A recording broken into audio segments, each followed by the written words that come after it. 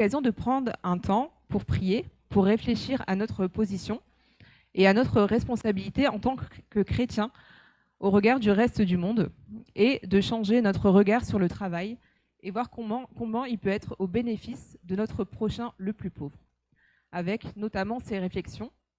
Et si notre position était une responsabilité envers les autres et envers Dieu? Et si Dieu avait placé chacun d'entre nous dans une position particulière pour une œuvre particulière ayant pour but le bien commun?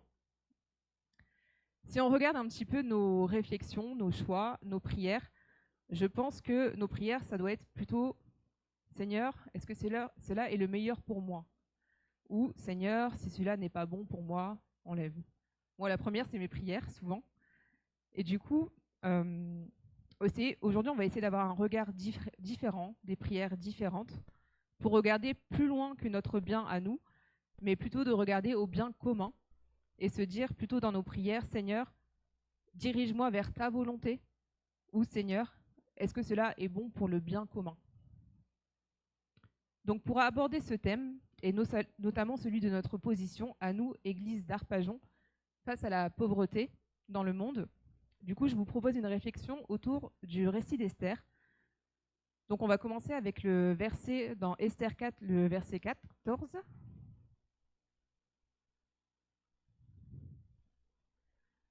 Donc le verset dit, je vais prendre juste la fin du verset, qui sait, peut-être est-ce pour une circonstance telle que celle-ci que tu es parvenu à la royauté. Donc on va voir un peu le récit, la situation d'Esther, pour ceux qui connaissent peut-être moins. Donc Esther, le récit se trouve à peu près 479 ans avant Jésus-Christ. Et pour faire un parallèle avec Néhémie qu'on étudie depuis quelques temps, c'est 30 ans avant Néhémie. Donc Esther, c'est une jeune femme qui est juive, qui est orpheline. Elle participe à une sorte de concours pour devenir la prochaine reine du roi perse, qui s'appelle Assyrius. Ce roi n'est pas un exemple de bonté, et à la vue de ces premiers éléments, on peut facilement en déduire que Esther n'est pas une femme juive très pratiquante, ni une femme consacrée au Seigneur. Le roi l'a choisie pour sa beauté, elle devient leur reine et elle est socialement élevée. Donc sa situation devient beaucoup plus confortable. Elle n'est pas totalement libre, mais elle bénéficie de certains privilèges. Donc on va lire un petit peu les événements qui se passent après dans la vie d'Esther. Donc on lit un peu plus loin dans ce récit que Haman, qui est un haut fonctionnaire du roi, par excès d'orgueil envers Mardoché, Mardoché qui est l'oncle cousin d'Esther, parce que Mardoché refuse de se prosterner devant Haman, il va faire publier du coup un décret condamnant tout le peuple juif à mort. Donc Mardoché, apprenant cela, il va ramener cette édite à Esther pour qu'elle puisse prendre connaissance de ce qui va se passer. Et donc du coup, il demande à Esther de se rendre chez le roi pour lui demander grâce et plaider la cause du peuple. Donc on va aller voir la réaction d'Esther. Donc Esther 4, verset 11. Donc là, c'est Esther qui reçoit la lettre et on voit ce qu'elle répond. Tous les serviteurs du roi et la population de ces provinces savent que toute personne, homme ou femme, qui pénètre chez le roi, dans la cour intérieure, sans avoir été convoquée, n'a le droit qu'à un seul verdict, la mort. La seule personne qui reste en vie est celle à qui le roi tend le spectre en or. Or, en ce qui me concerne, cela fait 30 jours que je n'ai pas été appelée vers lui. Donc dans cette réaction, on voit que Esther regarde aux circonstances, et elles sont réelles. Elle n'a pas le droit d'aller voir le roi sans invitation parce qu'elle risquerait sa vie. Mais si on regarde un peu plus près, on voit qu'elle prête même pas attention au peuple. Il n'y a même pas un mot pour se dire mais finalement cette situation elle est grave, rien du tout. Son regard il est trop occupé sur son propre sort et c'est justifié, elle est réaliste. Mais est-ce que dans ce moment elle n'oublie pas d'où elle vient, Esther, sa situation de base, et que finalement son sort pourrait être le même que celui du peuple. Et du coup, en parallèle avec nous, est-ce que nous aussi, parfois, lorsqu'on entend des nouvelles qui sont difficiles, est-ce que parfois on ne ferme pas nos oreilles aussi, trop concentrés sur nos difficultés, Ou est-ce qu'on se dit, bah, ça aurait pu être moi aussi dans cette situation? Tout à l'heure, on aura une présentation de parrainage que le CEL fait. Donc avant d'agir, on peut se poser cette question, et si cet enfant c'était moi? Ou mieux encore, et si cet enfant c'était le mien? Je pense qu'avec ce genre de réflexion, nos actions sont concrètement différentes. Donc on va retourner dans la réaction d'Esther et faire un petit parallèle aussi avec Néhémie. Donc Néhémie, c'était aussi un homme juif qui était dans une situation confortable aussi auprès du roi. Mais lui, il va prendre l'initiative de prendre des nouvelles du peuple. Il prie avant chacun de ses échanges avec le roi et il va œuvrer pour le peuple, pour la gloire de Dieu. Il va quitter sa position confortable, la mettant même au profit du peuple, car il demande des faveurs au roi, au bénéfice de l'œuvre pour le Seigneur. Esther, elle, ne semble même pas prendre de nouvelles du peuple. Pourtant, ces nouvelles arrivent à elle. Mais elle ne compte pas utiliser sa position pour intervenir. Et ma question, c'est est-ce que ce n'est pas finalement bien souvent nos réactions à nous? Tant que cela ne nous touche pas personnellement, on ne se met pas en difficulté. Et si nous aussi, on avait la possibilité d'agir pour le peuple? N'oublions pas d'où on vient, ou alors d'où on pourrait venir si la grâce de Dieu n'était pas dans nos vies. Donc on va continuer un peu plus loin dans le récit d'Esther. Donc toujours dans Esther 4, on va lire le verset 13 et 14. Donc on va lire la réponse de Mardochée à Esther. Donc Mardochée répond: ne t'imagine pas que ta position au palais te permettra d'être sauvé, au contraire de tous les Juifs. En effet, si tu gardes le silence maintenant, le secours et la délivrance surgiront d'autre part pour les Juifs, tandis que ta famille et toi vous mourrez. Qui sait? Peut-être est-ce pour une circonstance telle que celle-ci que tu es parvenu à la royauté. Donc dans ce passage, on voit la souveraineté de Dieu. Dieu avait prévu de toute façon la délivrance du peuple, peu importe qu'Esther agisse ou non. Et c'est rassurant, Dieu est au contrôle de toutes les circonstances. Pourtant, il nous demande d'agir lorsque nous le pouvons. Rappelons-nous du verset d'Éphésiens 2, le verset 10, qui dit « Car nous sommes son ouvrage, ayant été créés en Jésus-Christ pour de bonnes œuvres, que Dieu a préparées d'avance afin que nous les pratiquions. » Créés en Jésus-Christ pour de bonnes œuvres. Et là, je reviens du coup à la question que j'ai posée au début du message. Est-ce que notre travail, notre position, peut être un moyen d'atteindre le but pour lequel Dieu nous a créés, le servir et être lumière du monde? Donc on va voir le changement d'attitude d'Esther ensuite. Donc quand elle lit la lettre de Mardochée, Esther prend conscience de sa responsabilité et là elle passe à l'action.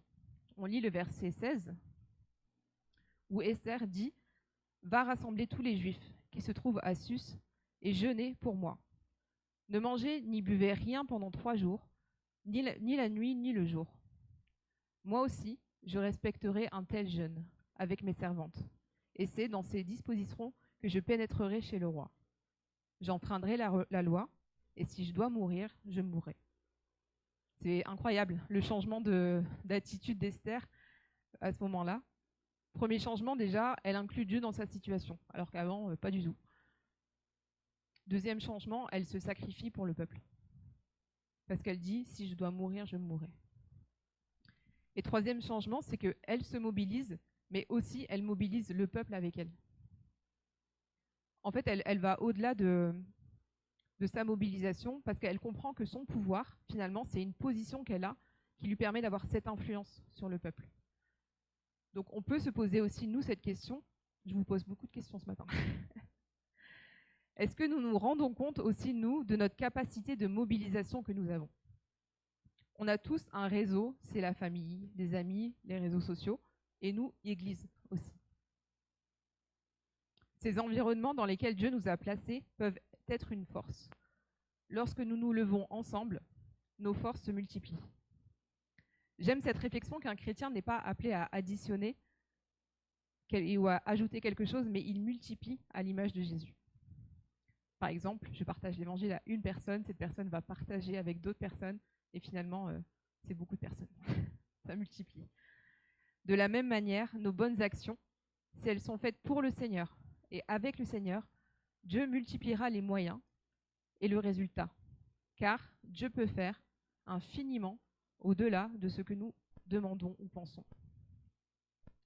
Donc, si Dieu met une cause, une situation dans mon cœur, dans ton cœur, qu'est-ce que je peux faire pour aider cette cause? Rappelons-nous qu'il y a il y a de nombreux siècles, ce sont les églises qui étaient au cœur de la solidarité et de l'entraide. Par exemple, les premiers orphelinats, les premiers hôpitaux ont été fondés par des chrétiens. Aujourd'hui, la société civile a pris le relais, mais qu'est-ce qu'il reste du coup de nous, Église, et de notre place dans le monde? Nous ne sommes pas appelés uniquement à prêcher l'Évangile, mais aussi à faire du bien. Galates 6,2 dit « Portez les fardeaux les uns des autres, et vous accomplissez ainsi la loi du Christ. » Tout est dit dans ce verset. Nous sommes appelés à être des modèles de solidarité afin d'être lumière du monde. Si on regarde un petit peu les œuvres des associations non chrétiennes qui parviennent à faire des choses incroyables et parfois avec peu de moyens, du coup on peut se dire que nous, à plus forte raison, Église, nous sommes capables d'accomplir des grandes œuvres pour le monde, car nos ressources se trouvent, nous, à la différence avec le Seigneur. Et du coup, je vais partager quelques exemples de mobilisation qu'il y a pu avoir à l'église d'Arpajon, par exemple. Donc je pensais à notre sœur Michel, qui faisait des tricots de bonnets depuis quelques temps pour donner aux personnes sans abri. Et ben depuis le début de l'année, elle a décidé de faire tout un groupe de tricots. Et du coup, maintenant, c'est plus un bonnet, c'est 10, 20 bonnets qui vont être donnés. Donc voilà. On pense aussi à Corinne. Je ne sais pas si vous vous souvenez, il y avait eu une collecte de petites boîtes pour Noël. Voilà. Donc en fait, il y a eu, Corinne a entendu parler de cette petite boîte qu'on pouvait faire. Elle aurait pu se dire, je vais faire ma petite boîte et je vais la ramener, j'ai fait ma bonne action. Elle s'est levée, elle s'est mobilisée, elle a mobilisé toute l'église et c'est 28 boîtes qu'elle a pu donner. Donc ça, c'est des exemples de mobilisation qu'on peut faire aussi. Je vais prendre aussi mon exemple. Il y a quelques mois, Dieu a mis dans mon cœur d'aider les personnes en situation d'exil qui sont dans le nord de la France. Mais j'avais aucun moyen et je ne voyais pas du tout comment agir. J'ai prié et le Seigneur m'a montré que je pouvais finalement utiliser ma position dans l'église, mais aussi à mon travail pour organiser une collecte. Donc finalement, ce n'est pas mon don que j'ai apporté, mais c'est le don de beaucoup de personnes. Donc ça a pu être multiplié. J'ai pu avoir un véhicule gratuit à mon travail. Donc finalement, Dieu a pourvu totalement. Il n'a pas simplement mis le projet dans mon cœur, mais il a aussi donné les moyens de le réaliser. Au début, je ne le voyais pas du tout. J'ai dû faire le pas de foi dans le vide. Mais à chaque étape, je voyais vraiment la main du Seigneur qui pourvoyait à chacun des besoins. Alors aujourd'hui, à l'occasion de la journée du sel, nous allons être sensibilisés aux actions à venir, à leurs projets, et nous pourrons décider de les soutenir aujourd'hui. C'est bien déjà. Mais qu'est-ce qu'on pourrait faire tout au long de l'année? Est-ce que je pourrais, moi aussi, vous aussi, toi aussi, prendre une cause et me mobiliser et la soutenir par des actions concrètes? Au-delà de donner de l'argent aujourd'hui, on peut décider de s'impliquer toute l'année. Vendre des objets, par exemple, en faveur des plus pauvres, ou organiser un événement à thème en faveur d'une association. Je pense aussi à ce petit groupe dans l'église qui se réunit pour faire des petites cartes pour envoyer aux chrétiens qui sont persécutés. Ils auraient pu aussi se dire, j'envoie une carte une fois par an et c'est bien. Non, toute l'année, elles se réunissent, elles font des cartes. Elles prient pour l'église. Donc c'est vraiment une mobilisation concrète. Pour revenir à Esther, donc en lisant son changement d'attitude, on peut imaginer sa réflexion face à sa position de reine. Esther a pu se dire, finalement, ma position, c'est pas un dû, c'est pas une normalité, c'est pas ma sécurité. Il semble qu'elle finit par se souvenir que c'est une grâce particulière pour un temps particulier. Sa position, en fait, n'est pas faite pour son intérêt personnel, mais pour le bien commun. Et nous alors, dans tout ça? Donc, au regard du monde, je pense qu'en France, on est bien. Je pense qu'on est quand même privilégiés. On passe tous par des moments compliqués, ça, c'est sûr. Mais on a la grâce d'avoir en France, par exemple, des couvertures sociales. On a la possibilité pour certains d'avoir un travail. Nos enfants peuvent aller à l'école dans des bonnes conditions. Tout ça, c'est des grâces de Dieu, clairement. Et peut-être qu'on peut avoir tendance à les normaliser et les prendre pour des acquis. On s'inquiète pour demain, des avantages qu'on pourrait perdre aussi. Mais Dieu connaît chacune de nos situations, il connaît nos lendemains, et pourtant, il nous dit « Rendez grâce en toutes choses, car c'est à votre égard la volonté de Dieu en Jésus-Christ. » Donc aujourd'hui, finalement, on peut estimer que nous sommes élevés par Dieu, des privilégiés au regard du reste du monde. Rappelons-nous qu'aujourd'hui, un chrétien sur 7 est persécuté, par exemple. Hommes, femmes, enfants. La persécution ne fait pas de différenciation. Alors oui, aujourd'hui, en France, à Arpajon, nous sommes des privilégiés. Donc ma question, c'est qu'est-ce que je fais de cette position? Et si ma position aujourd'hui, dans mon pays, dans mon travail, dans mon église, était une position, une responsabilité pour agir pour mon prochain le plus pauvre? Je vais rappeler des paroles de Jésus qui nous a dit « C'est ici mon commandement, aimez-vous les uns les autres comme je vous ai aimés. Il n'y a pas de plus grand amour que donner sa vie pour ses amis. Vous êtes mes amis si vous faites ce que je vous commande. » On connaît tous ce verset, je pense. Mais réfléchissons quand Jésus nous demande d'aimer comme il a aimé. Comment Jésus nous a aimés?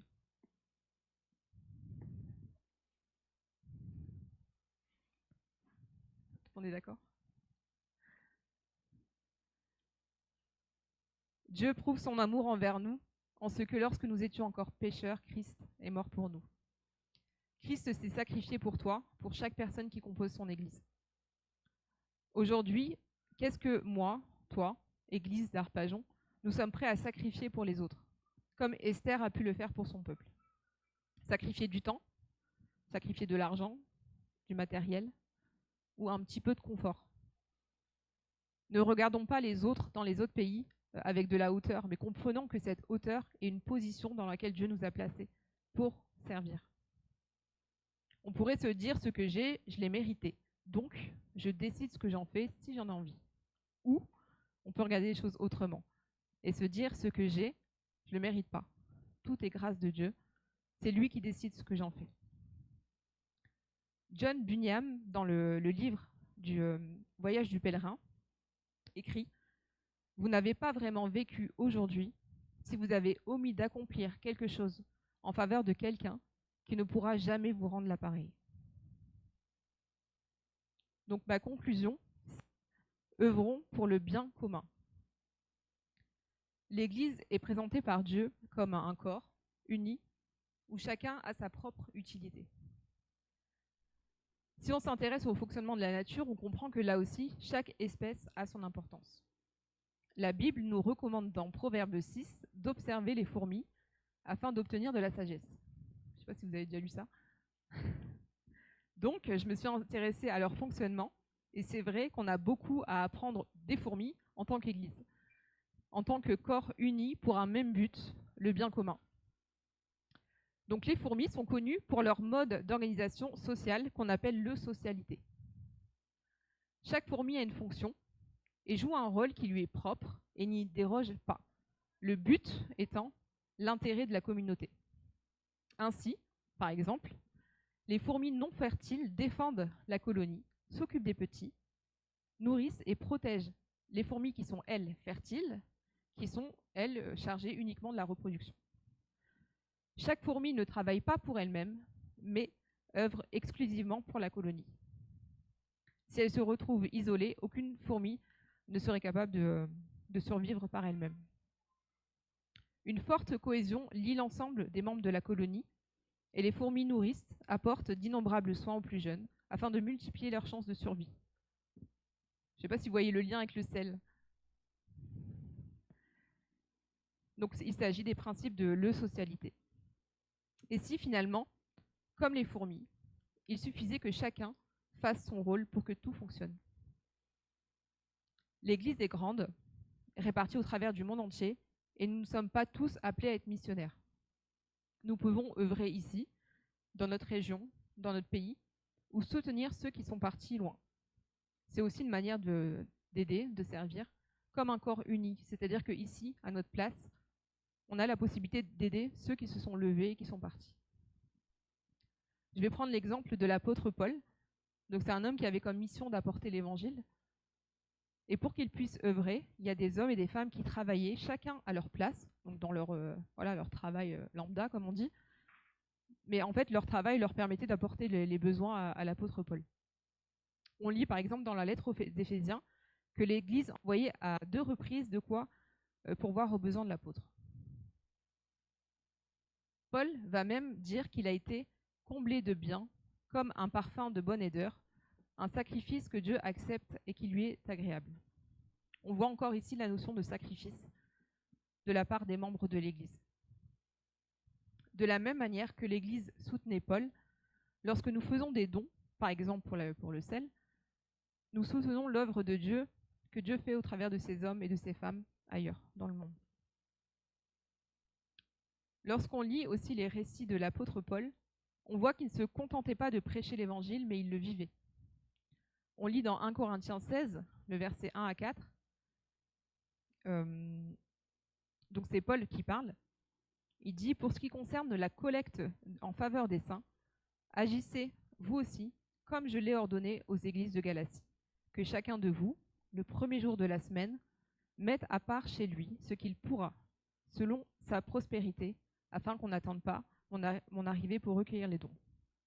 Donc dans ce passage, on voit que Paul organise une collecte, en fait, en faveur des chrétiens, alors même qu'on est dans un temps de famine. Il ne se contente pas d'annoncer le salut.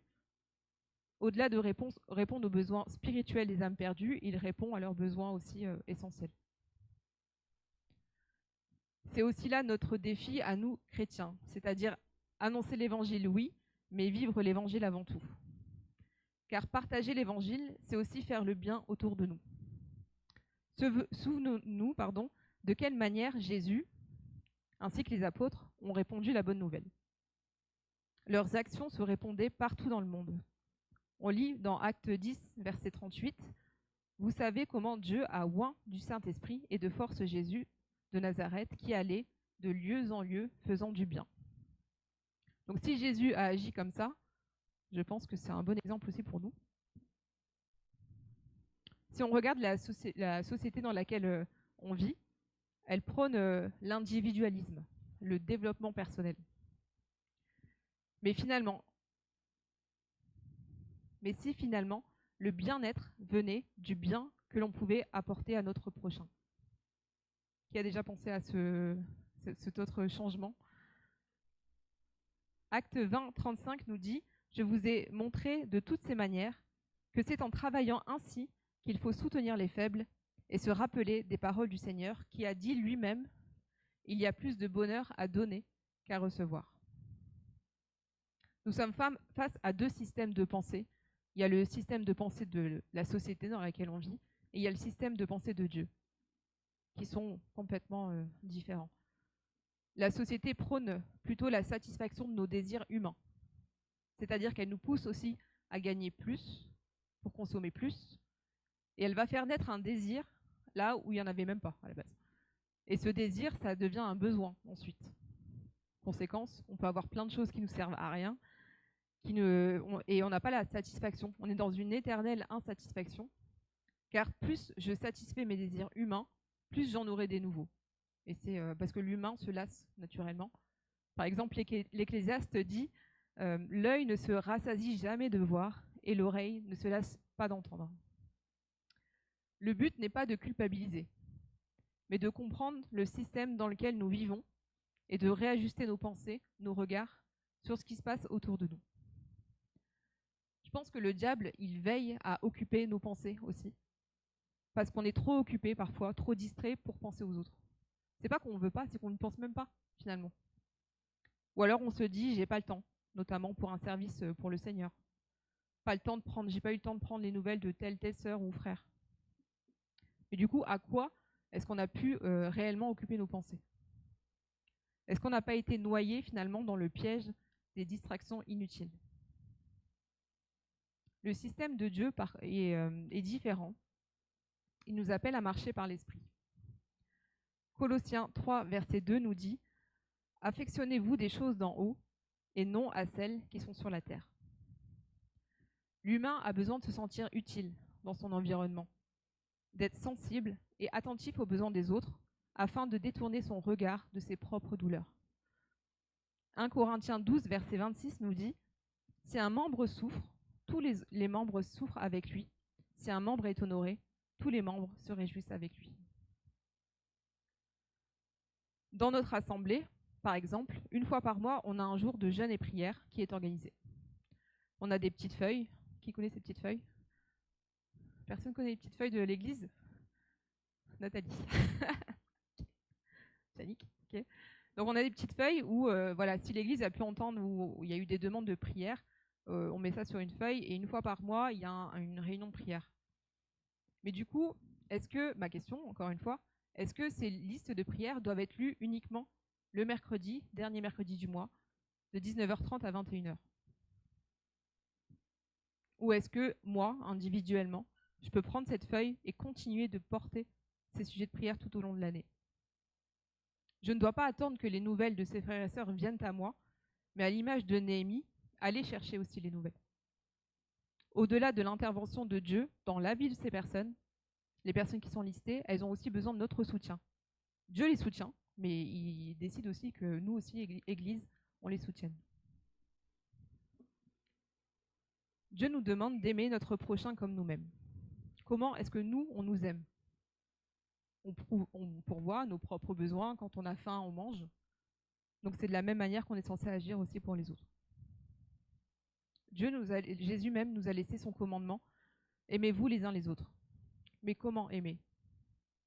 1 Jean 3, verset 18 nous dit « Petits enfants, n'aimons pas en parole et avec la langue, mais en action et en vérité. » Je crois aussi au fonctionnement des cycles vertueux, c'est-à-dire le bien que je fais pour une personne peut conduire cette personne aussi à faire du bien autour d'elle.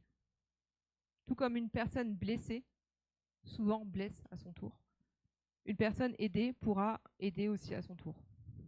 Si on prend l'exemple du parrainage, cet enfant qu'on parraine, certainement qu'il ne pourra jamais nous le rendre à nous.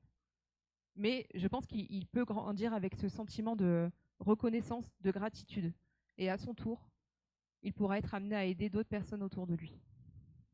Je crois que chaque acte d'amour manifesté a une puissance, et comme une graine plantée, elle portera du fruit à son tour. Ne minimisons pas les petites actions que l'on peut faire, car nous n'imaginons pas l'impact qu'elles peuvent avoir dans la vie de ceux qui le reçoivent. Je vais terminer avec 2 passages. D'abord dans Matthieu 25, le verset 35 à 40. En effet, j'ai eu faim et vous m'avez donné à manger. J'ai eu soif et vous m'avez donné à boire. J'étais étranger et vous m'avez accueilli. J'étais nu et vous m'avez rendu visite. J'étais en prison et vous êtes venus vers moi. Les justes lui répondront, Seigneur, quand avons-nous donné à manger ou t'avons-nous donné à boire? Quand avons vu étranger et t'avons-nous accueillis? Ou nus et t'avons-nous habillés? Quand avons-nous vu malade ou en prison et sommes-nous allés vers toi? Le roi leur répondra, je vous le dis en vérité, toutes les fois que vous avez fait cela à l'un de ces plus petits de mes frères, c'est à moi que vous l'avez fait. Et ensuite, on va lire Galates 6, le verset 9 et 10. Ne nous lassons pas de faire le bien, car nous moissonnerons au temps convenable, si nous ne nous relâchons pas. Ainsi donc, pendant que nous avons l'occasion, pratiquons le bien envers tous, et surtout envers les frères de la foi. On va terminer par un temps de prière silencieuse, où on peut aussi se poser cette question, Seigneur, si tu m'as mis ici, si tu m'as donné un travail, comment moi je peux aider mon prochain, le plus pauvre? Et comment on peut aussi se lever et avec des actions concrètes, agir comme ces petites fourmis, chacun à sa place.